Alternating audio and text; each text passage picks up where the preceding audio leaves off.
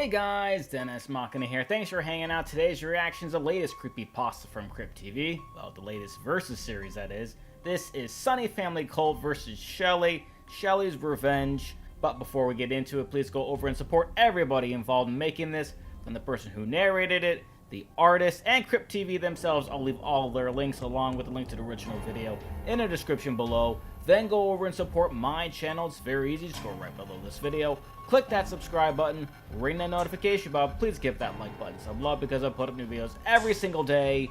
And every little bit of support helps. So without any further ado, LEGGO. I woke up moaning in pain.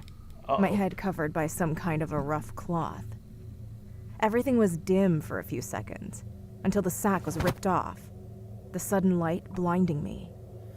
Then I realized just how much trouble I was in. The room in front of me was full of men and women, all of them wearing identical masks. Oh no. The masks should have been terrifying, with flat, dead eyes painted onto rough cloth. I know, I'd be terrified. Probably cut from the same burlap that had been covering my head seconds earlier. But I was still too stunned to feel much of anything. It looked like I was in some kind of basement. The masked figures were all facing me, except for the one doing the talking, pacing back and forth behind me, a knife in his hand. He was talking about growing, something about careful selection, his fervor growing with each word. None of that mattered to me. All I could think about was how I ended up here in the first place. That's a good question. Let's find My out! cousin Marcy never made it home one night. Seemingly vanished into thin air on the dark country road she walked each night. Oh my. There had been over a dozen disappearances that year. All of them kids around our age. And you're another one? The problem was, between the drugs, the drinking, and the boys, Marcy had been trouble on two legs before she made it to 15. Oh. So nobody was surprised when she went missing. They all figured she had taken up with one of her many older boyfriends, or gone to some party that hadn't ended yet. But I knew better. Marcy was my best friend, and she told me everything. There were no boyfriends or parties, at least not on the day she went missing. Days turned into weeks, and eventually people stopped asking questions. But I kept looking everywhere I could think of. They probably figured she was dead at that point. Asking questions, reading newspapers, keeping notes for the rest of my junior year. I learned more from my own investigation than I ever did in school. Things that a teenaged girl should never know. By the time fall of my senior year rolled around, I knew that Marcy was gone forever. I thought maybe her disappearance was some sort of penance for the things we had done in high school. A payment for our sins. Either way, it stopped mattering to me. I'd finally accepted she was never coming back. But that final stage of grief gave me something I had never had before. What is that? A fierce resolve to claim vengeance for whatever happened to her.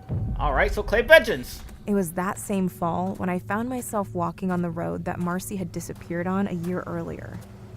I didn't notice the station wagon pulling up in front of me until the headlights broke me from my reverie. There were two passengers, out-of-towners from what I could tell. They offered me a ride, but my mother's warning echoed in my head, so I declined, continuing on my way. That is the right thing to do. That was the last thing I could remember clearly. Then something hit me over my head and all I could see was darkness. Bonk! And that brought me to now, chained to a chair in a basement, listening to the leader as he preached to his followers. Each of us has a purpose. We're all parts of a whole.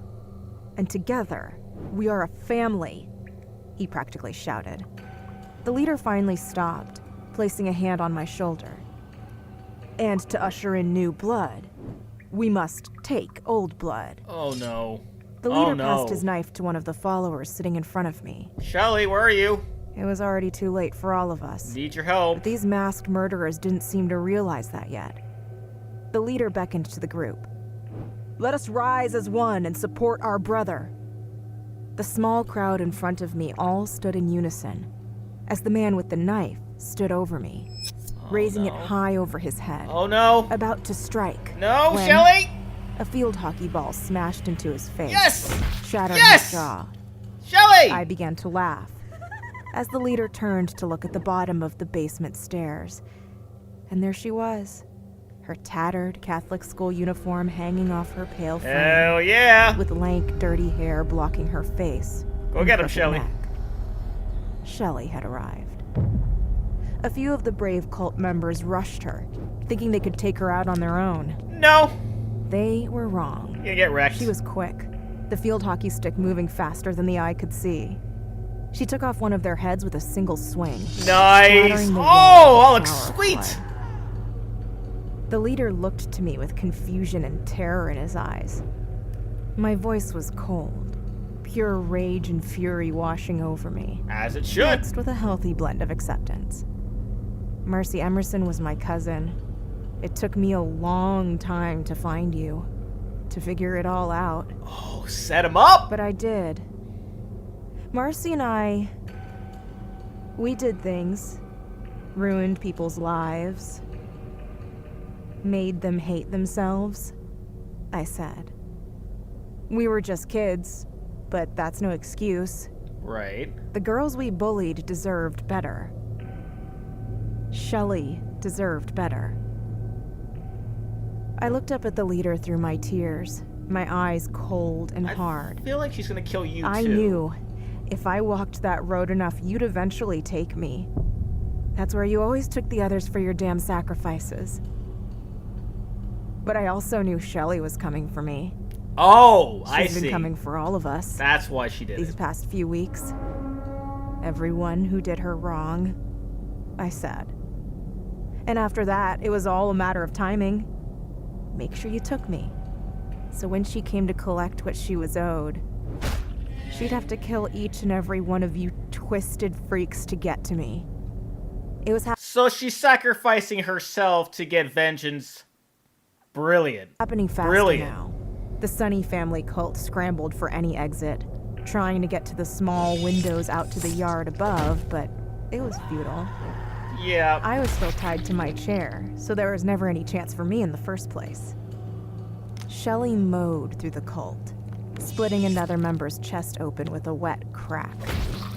Before I knew it, they were all dead, except for the leader. He stood in front of her, rusted knife clutched in his hand.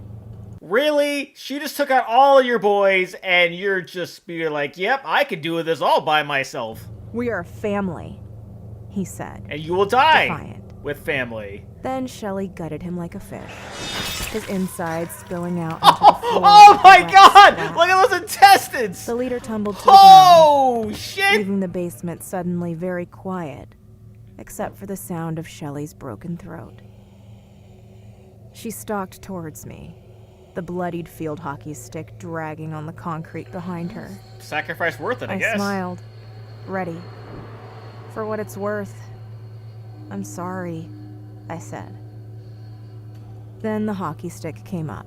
Yep. The last thing I saw before a cloud of my own blood clouded my vision for the last time. Nice! That was an amazing twist. I was wondering how she was going to bring Shelley into it, but then she mentioned how she bullied all these people and just so happened to bully Shelley. And in doing so, she later on realized how wrong she was for doing it. She also realized that Shelley was getting revenge on all these people who wronged her. And what better way for this girl to get revenge on the Sunny family cult once she figured out that they killed her cousin than by luring Shelley out, having herself captured by the Sunny family cult on purpose, and then sacrificing herself just to get revenge. This was absolutely brilliant. The writing, perfect. The narrating was perfect. The artwork, oh my goodness, was that perfect. Let's get back at this nice little intestine spot there. My goodness, that was probably my favorite out of all of these cards here. Absolutely brilliant from start to finish. Can't say that I've enjoyed any other of their creepypastas as much as I've enjoyed this one. Though there have been more that have scared me more, the story in this was just brilliantly done.